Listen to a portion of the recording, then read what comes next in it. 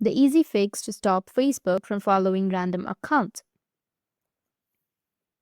So if you want an easy fix to stop Facebook from following random accounts, then in this video I'll show you how to do that.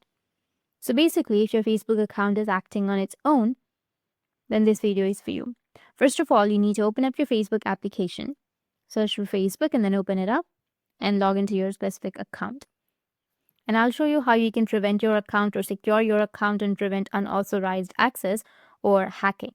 So here's what you need to do. The first thing you need to do is activate the two-factor authentication on your Facebook. For that, you need to tap on the three horizontal lines, which will be on the bottom right. And once you do that, you need to scroll down and then you'll find settings and privacy. Tap on it and then again go with your settings. Now, once you're on your settings, you need to just scroll down a bit. And you'll find Account Center or Meta. You need to tap on it.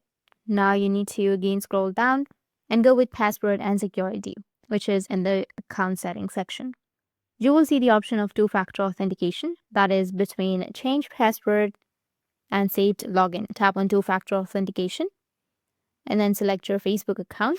After that, you can go ahead and tap on the authentication app or SMS or WhatsApp or any other way to enable your two-factor authentication. But before that, it may ask you to enter your password. So you need to go and enter your password, and then it will take you to the next step where you can do all of the things like you can choose the two-factor authentication as an authenticating app or SMS or WhatsApp or in any other form. So just go and enable the two-factor authentication on your Facebook. You can also go ahead and tap on the password and security section. Then go and just tap on where you're logged in. And then here, select your Facebook account. And then you will see the entire account login activity. You will see a list of devices that are logged into your account. So you can log out of all of the sessions except for the one that you are using right now.